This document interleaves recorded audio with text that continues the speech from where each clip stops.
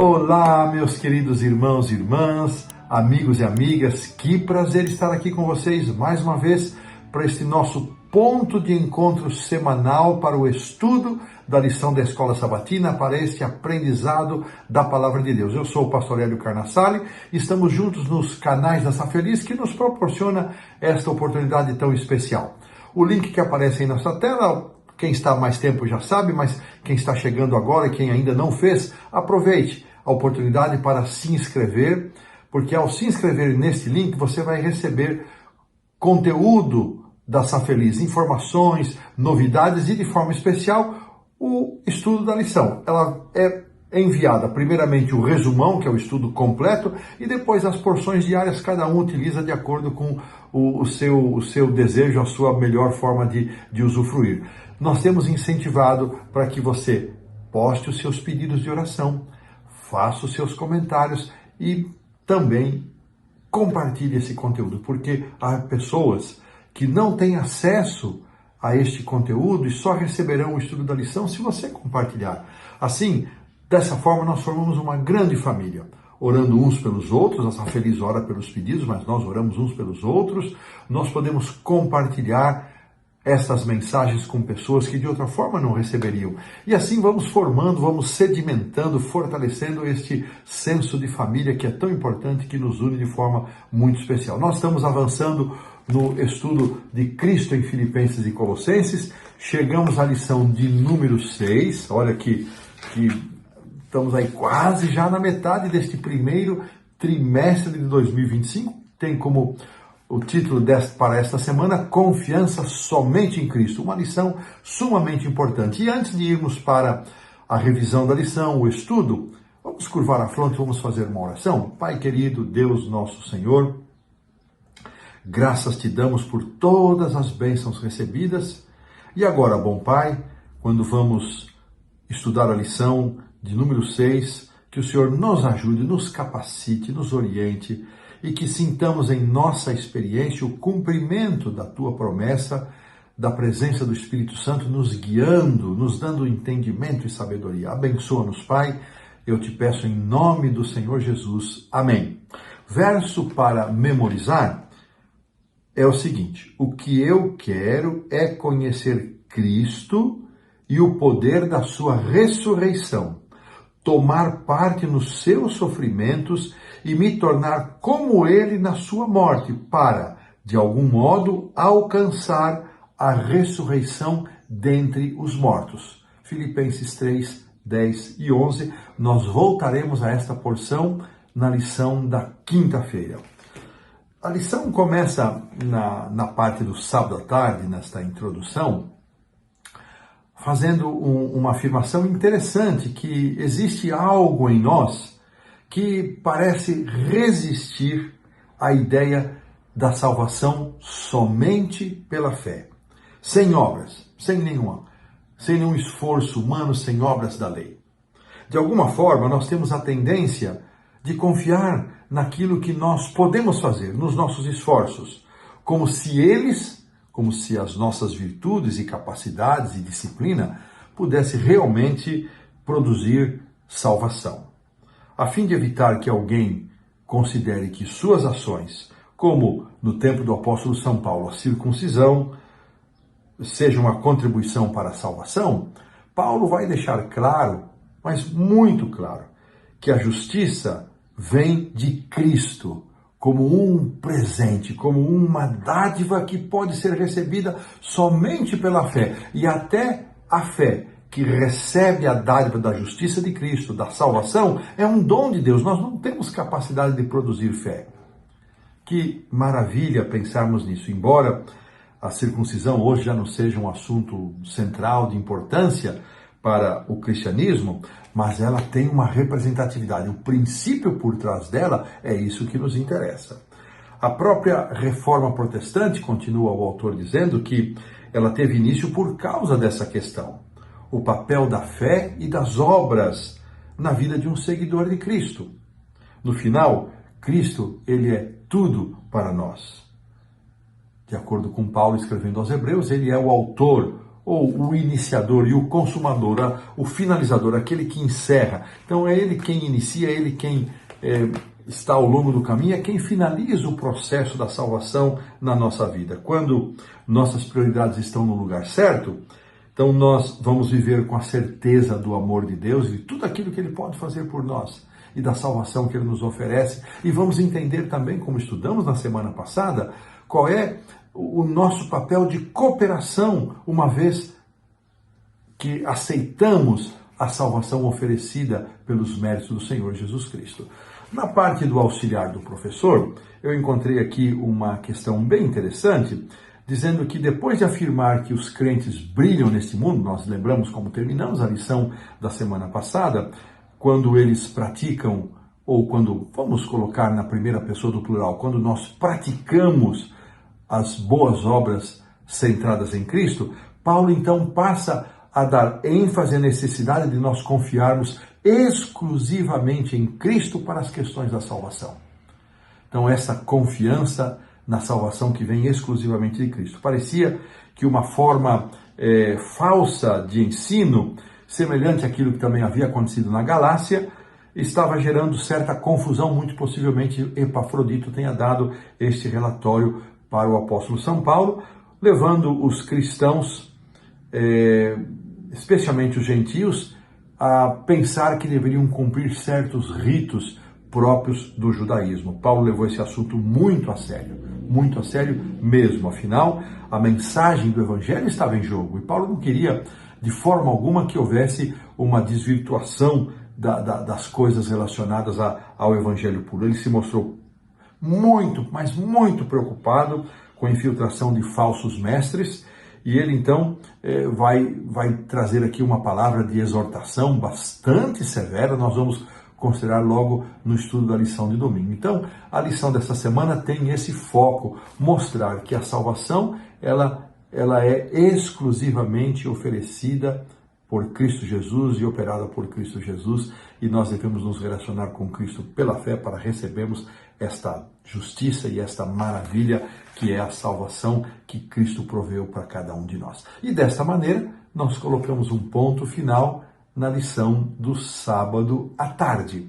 Avançando então para a lição do domingo, que tem como título Alegrando-se no Senhor, nós vamos ter uma compreensão esta porção de domingo. Estão nos versos 1 a 3 do capítulo 3. Vou pedir para a produção colocar nessa versão Almeida e Revista Atualizada, segunda edição, que diz assim: Quanto ao mais, irmãos meus, alegrai-vos no Senhor.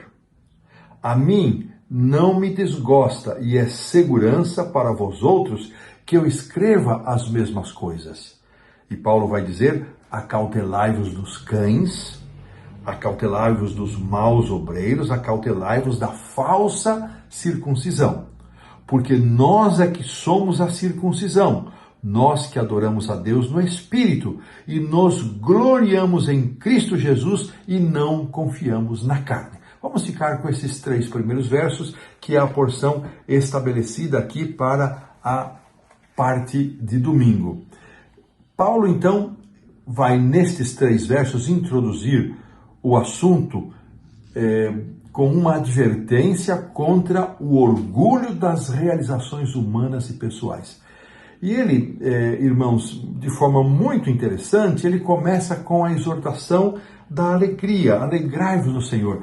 Não é a única vez que ele menciona alegria nesta carta, ele vai mencionar no capítulo 4, verso 4, e esse é um assunto recorrente no Antigo Testamento, vários textos nós poderíamos citar aqui, mas eu vou citar só um, mencionado no auxiliar do professor, Salmo 126, 3. De fato, grandes coisas fez o Senhor por nós, por isso estamos alegres. Alegrar-se no Senhor é um mandamento enfatizado ao longo da Bíblia. E Paulo aqui o repete. Agora, olha que interessante, irmãos. O texto que nós consideramos aqui, de 1 a 3, nos menciona que 2 vezes aparece essa ideia da alegria. Mas na versão que nós estamos considerando aqui, Almeida Revista e Atualizada Segunda Edição, na verdade ela aparece no verso 1 e no verso 3 vai aparecer a expressão nos gloriamos em Cristo Jesus.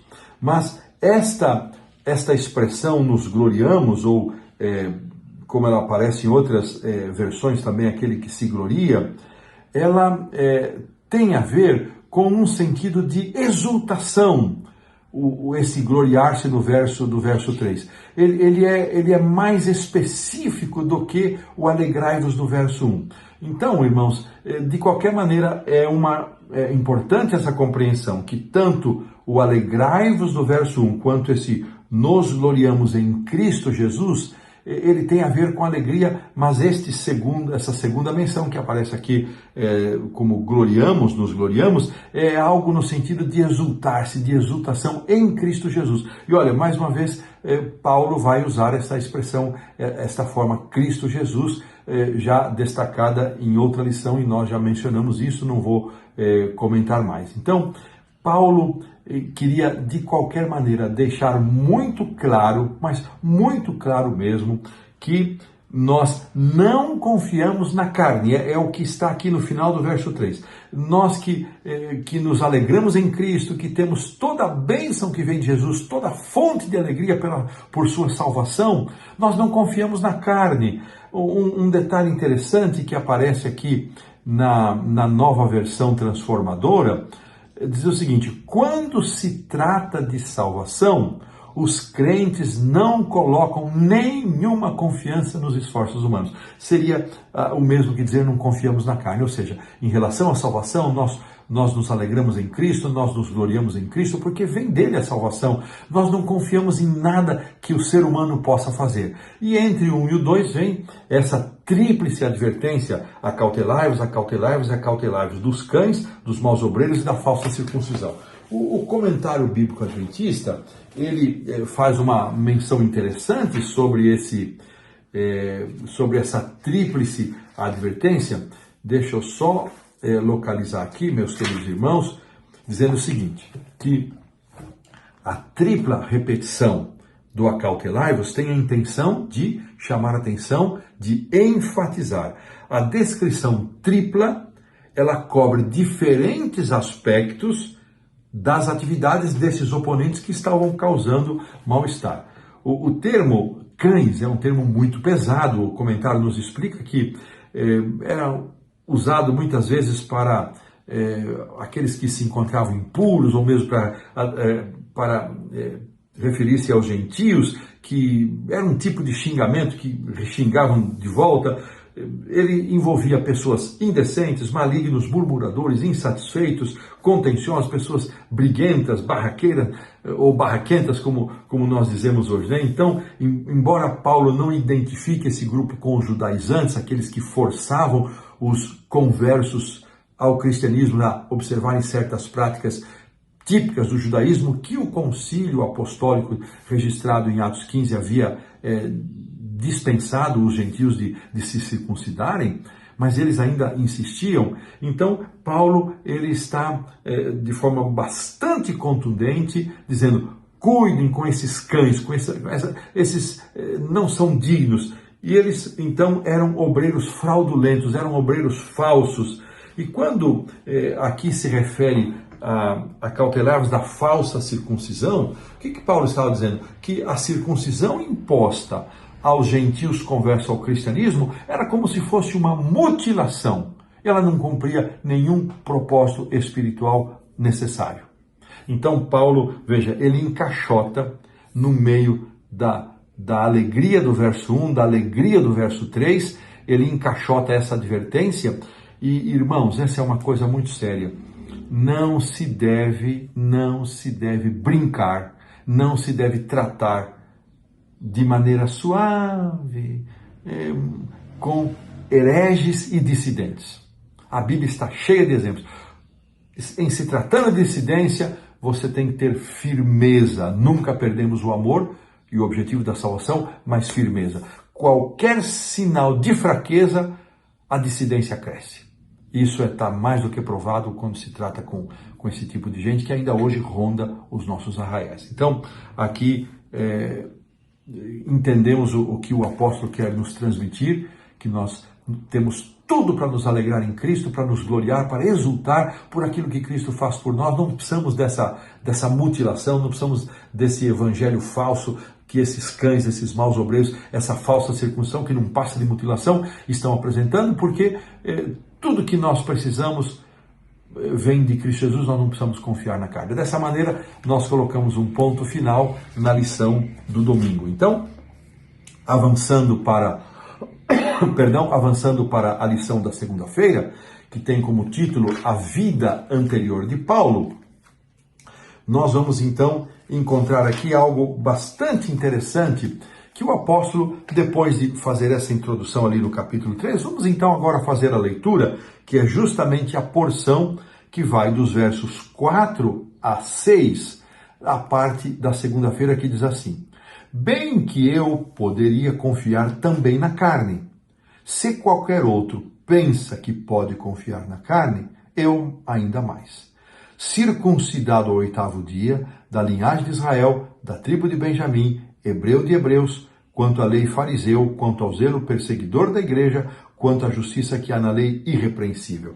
Olha aqui, irmãos, que o apóstolo Paulo, ele faz essa advertência contra o orgulho das realizações humanas, essa confiança na carne, e ele agora vai desenvolver o assunto um pouco mais nesses versos 4 a 6. A expressão-chave, tanto no final do verso 3 como no início do verso 4, é essa palavra confiança na carne, que aparece 3 vezes. Uma no final do verso 3, 2 vezes no versículo 4. Ele diz: bem que eu poderia confiar também na carne, e se algum outro pensa que pode confiar na carne, seria eu, seria essa pessoa.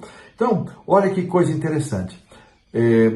Paulo contrasta esta confiança na carne, o símbolo das realizações humanas para a obtenção da salvação, ele contrasta isso com a confiança em Cristo Jesus, a convicção de que salvação vem de Cristo, pelo que nós podemos nos alegrar e nos gloriar. E Paulo tinha tanta convicção a respeito disso que ele disse: olha, se alguém pudesse se gloriar e apresentar vantagens quanto às questões humanas, seria eu. E ele vai apresentar aqui 7 características da sua antiga forma de viver, da sua antiga compreensão. Vamos acompanhar comigo. Primeiro, circuncidado ao 8º dia. Não bastava estar circuncidado, tinha que ser a circuncisão no rigor daquilo que indicava a lei mosaica. Segundo, da linhagem de Israel, ou seja, ele era da descendência de Jacó, da tribo de Benjamim, hebreu de hebreus. Uma indicação muito provável de que ele era filho de pai e mãe judeus.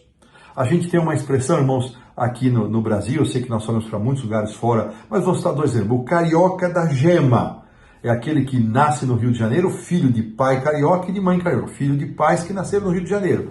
O paulista da gema, mesma coisa, é aquele que nasce na cidade de São Paulo, filhos de pais que nasceram na cidade de São Paulo. Então, hebreu de hebreus tem essa indicação. Paulo, ele não só era da linhagem de Jacó, era da tribo de Benjamim, filho de pai e mãe hebreus. Muito possivelmente não. Paulo falava fluentemente e escrevia fluentemente o hebraico. Então isso aqui também, esses 3 elementos, Israel, Benjamim e hebreu de hebreus, está envolvido isso.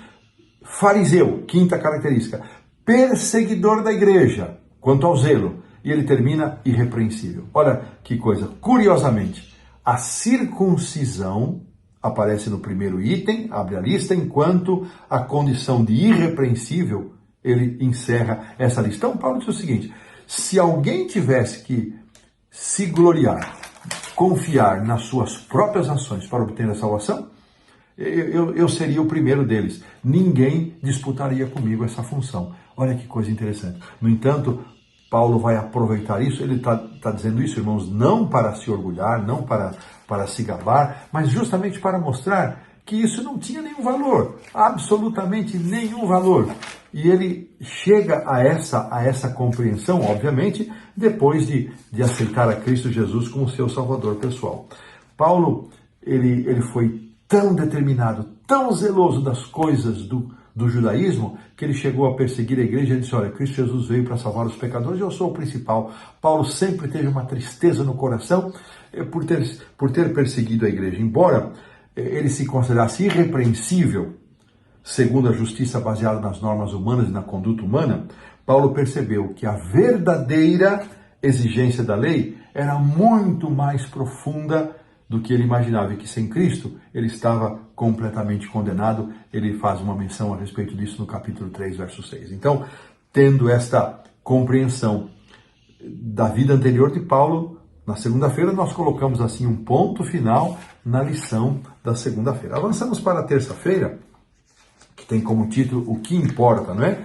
E eu vou pedir que a produção coloque, por favor, o versículo 7, apenas o versículo 7. Mas o que para mim era lucro, isto considerei perda por causa de Cristo. Então, aqui Paulo, ele nos deixa absolutamente claro de que aquilo que ele considerou por tanto tempo de grande relevância, de grande importância, quanto a esse estilo de vida, que para ele parecia tão vantajoso, tão lucrativo, ele considera agora como perda.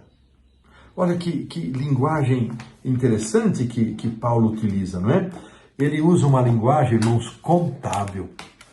A contabilidade é uma ciência muito interessante, eu me congratulo com todos os contabilistas e contadores que, de certa maneira, contribuem para as empresas, para o movimento da nossa sociedade, dos negócios, né? E aqui, então, Paulo, após a sua conversão, a sua contabilidade espiritual, ela foi completamente transformada, invertida, com uma mudança radical na escala de valores. Ele trocou a moeda do judaísmo pela moeda do céu. Eu achei muito interessante isso aqui, irmãos, muito interessante. E aqui aparece um texto de Ellen White. A produção, coloca para nós aqui o que está aí na Review and Herald de 1 de julho de 1890, está o seguinte parágrafo: aquele que desceu do céu pode falar sobre o céu e apresentar corretamente as coisas que formam a moeda do céu, sobre as quais ele estampou sua própria imagem e inscrição. Veja que ele vai estar fazendo um comentário exatamente em cima dessa questão da moeda. Ele conhece o perigo em que se encontram aqueles a quem veio tirar da degradação e exaltar a um lugar ao seu lado, em seu trono. Ele aponta o risco de se derramar afeto sobre objetos inúteis e perigosos. Ele busca desviar a mente daquilo que é terreno para o celestial, para que não percamos tempo, talentos e oportunidades com coisas que são pura vaidade. Eu fiquei pensando aqui nesse texto, irmãos, que destaca o esforço do Senhor Jesus para nos ajudar a pôr em prática essa contabilidade do apóstolo São Paulo. Será que nós estamos ainda apegados a certas coisas, a certas vaidades, a certos orgulhos que diziam respeito à nossa vida passada, mas que hoje, com a compreensão espiritual, com a motivação espiritual, não fazem o menor sentido? Nós precisamos pensar nisso, irmãos. No contexto do judaísmo do primeiro século, diz aqui a lição, Paulo tinha sido uma estrela em rápida ascensão. Contudo, ao ficar cego diante daquela visão de Jesus no caminho para Damasco, sua visão espiritual foi corrigida, permitindo-lhe enxergar com clareza coisas que antes ele não enxergava. E eu fico também pensando, irmãos, será que nós não precisamos ter este choque de visão que Paulo teve na estrada para Damasco? Será que como é que está a nossa escala de prioridades, a nossa compreensão de valores e questões espirituais? Como é que está esse assunto na nossa vida? Será que nós não precisamos de um choque de realidade para nós percebermos? O apóstolo Paulo, escrevendo aos Romanos, no capítulo 13, ele faz uma exortação: irmãos, vamos viver esse cristianismo, vamos pregar esse evangelho enquanto é dia, porque vem a noite que a gente não pode fazer nada. Será que nós estamos tendo essa compreensão, esta visão espiritual? Muito interessante, irmãos, esta contabilidade espiritual para a qual Paulo migrou depois de aceitar a Cristo Jesus como seu Salvador pessoal. E desta maneira, nós colocamos um ponto final na lição da terça-feira. Avançamos então para a quarta-feira, onde nós vamos estudar a fé em Cristo. Então, nós vamos considerar aqui os versos 8 e 9, e vou pedir para a produção mais uma vez colocar esses dois versos. Sim, diz aqui o verso 8, deveras considero tudo como perda, por causa da sublimidade do conhecimento de Cristo Jesus, meu Senhor, por amor do qual perdi todas as coisas e as considero como refúgio para conseguir Cristo e ser achado nele, não tendo justiça própria, que procede de lei, senão a que é mediante a fé em Cristo, a justiça que procede de Deus, baseada na fé. Aqui nós chegamos a uma parte muito interessante desse estudo, onde Paulo, nesses versos 8 e 9, ele vai continuar. Lembrando, irmãos, a questão ali vem a alegria, a exultação em Cristo, a não confiança na carne. Se alguém pudesse confiar na carne para a salvação, Paulo estava na frente de todos, e ele diz, olha, houve uma mudança na minha vida, mudei, o que era ganho passou a ser perda. A contabilidade de Paulo sofreu uma brusca alteração e ele agora vai justificar. Ele continua nesse tema.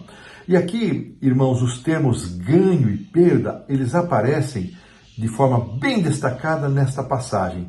E os versos, juntando o que nós consideramos ali no verso 7, na lição da terça-feira, o que estamos estudando agora na quarta, esses dois versos, no que diz respeito a ganho e perda, eles fazem um conjunto muito interessante, conhecido como estrutura concêntrica ou também estrutura quiástica.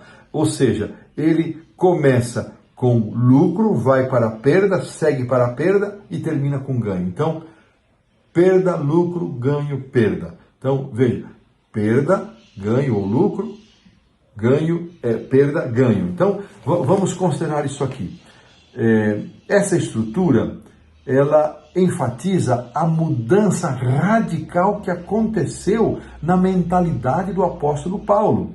Além do termo perda, Paulo também usou, que não foi uma perda, ele usa a expressão sofrer a perda. Sofrer a perda. Aqui na nossa versão, ele diz por amor do qual perdi todas as coisas ou sofri todas as perdas. Então, é uma ênfase. Essa ênfase, essa forma de dizer, não foi uma perda qualquer, eu sofri, eu paguei um preço por isso, de perder todas as coisas. Então, Paulo dá uma ênfase nessa questão.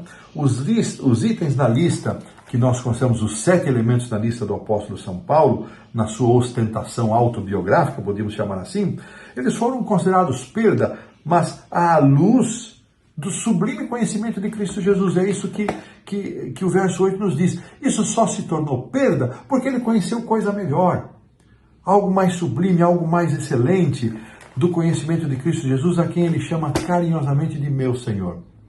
Que coisa linda. Então Paulo usa mais uma vez a inversão de Jesus Cristo para Cristo Jesus, e ele chama então de meu Senhor. É como se Paulo estivesse personalizando, indicando que ele possuía um relacionamento pessoal, ele possuía uma proximidade com esse Senhor, com esse Cristo, ao qual ele enfatiza e apresenta aqui nessa lição.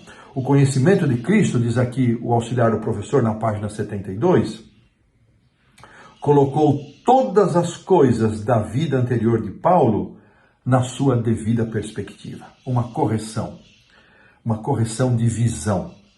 Paulo passou da confiança na carne para a confiança em Cristo.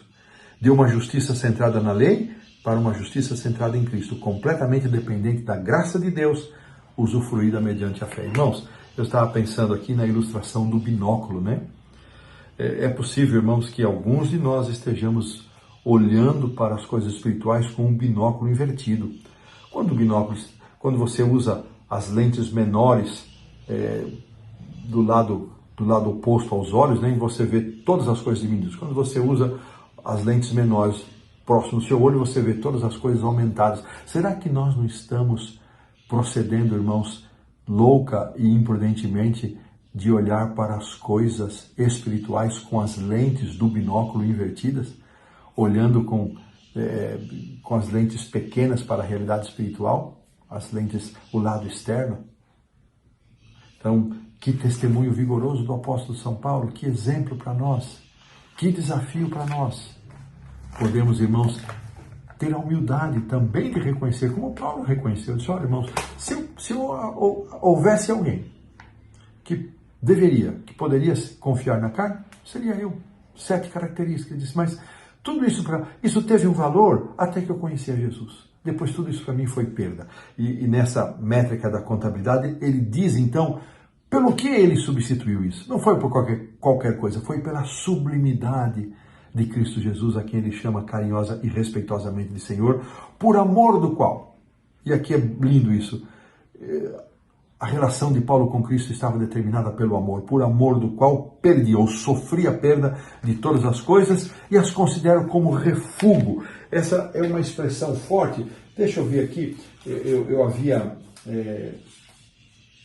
aqui, ó, o comentário bíblico na página, volume 7 dos Filipenses, página 155, diz o seguinte: a palavra refúgio é utilizada tanto para alimentos que não são aproveitados pelos seres humanos e nem pelos animais, como também para os alimentos desprezados ou jogados fora da mesa, o lixo que você recolhe na mesa que não serve para mais nada, nem como lixo orgânico ele serve para mais nada.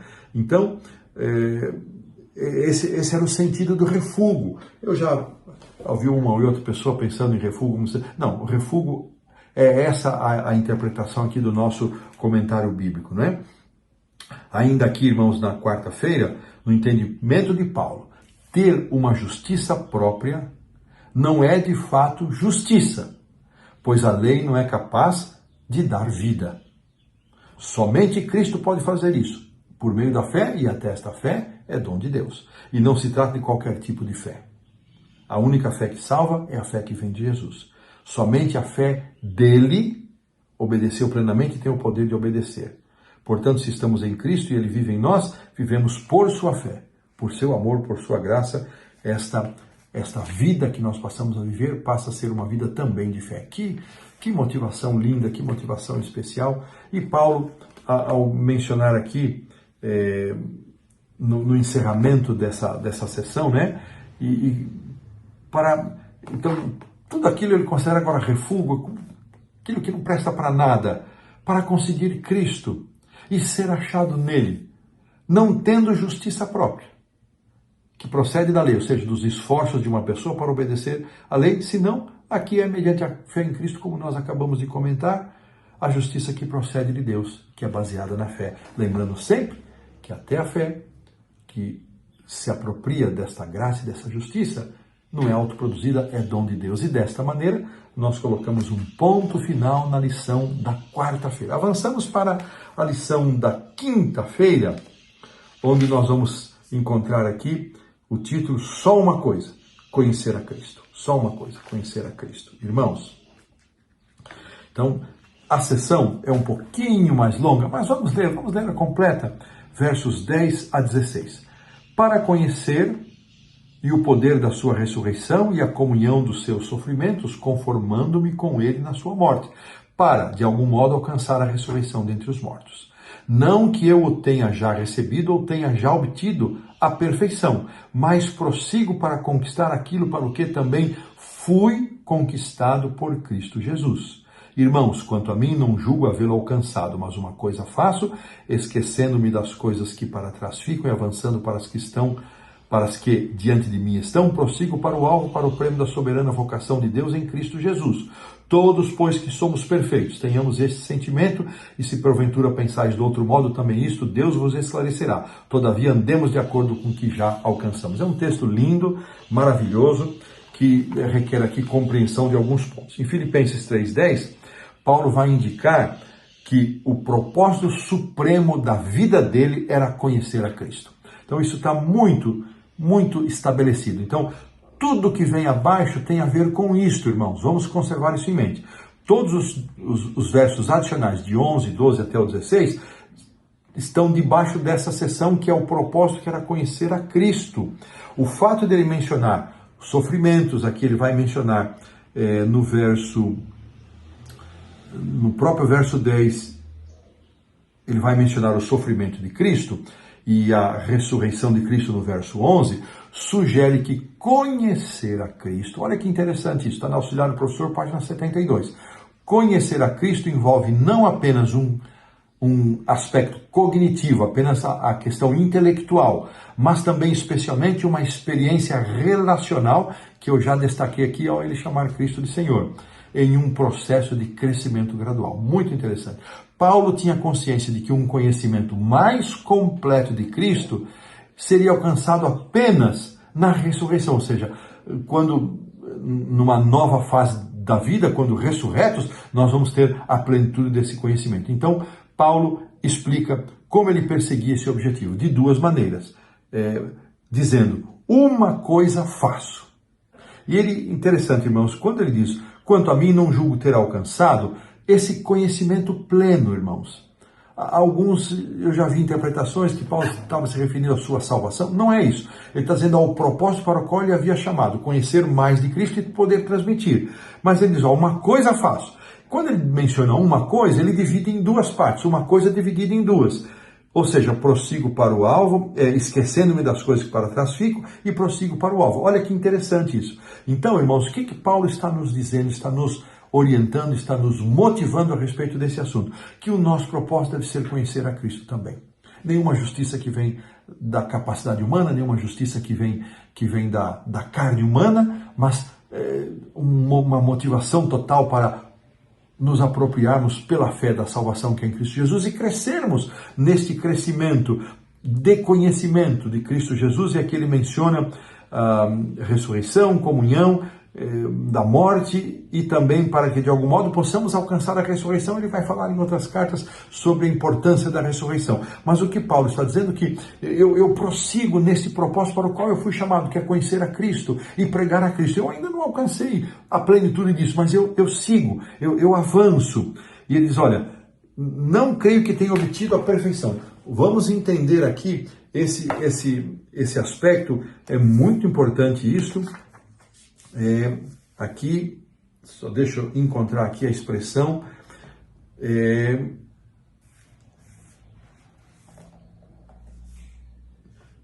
o comentário diz o seguinte, ou poderia ser também, tem sido, ou aquele que tem sido aperfeiçoado. Paulo inclui aqui a sua experiência passada e nega que até aquele momento, até a sua condição presente, tivesse alcançado o estágio da perfeição planejada por Deus, que ele também desejava. O apóstolo estava num processo de desenvolvimento. Ou seja, eu sei, eu não alcancei ainda esse estágio, não é? E ele diz, eu prossigo, eu estou perseguindo, eu estou buscando isso, irmãos, e esse é um incentivo para nós. E aqui o apóstolo, ele vai então fazer estas duas menções.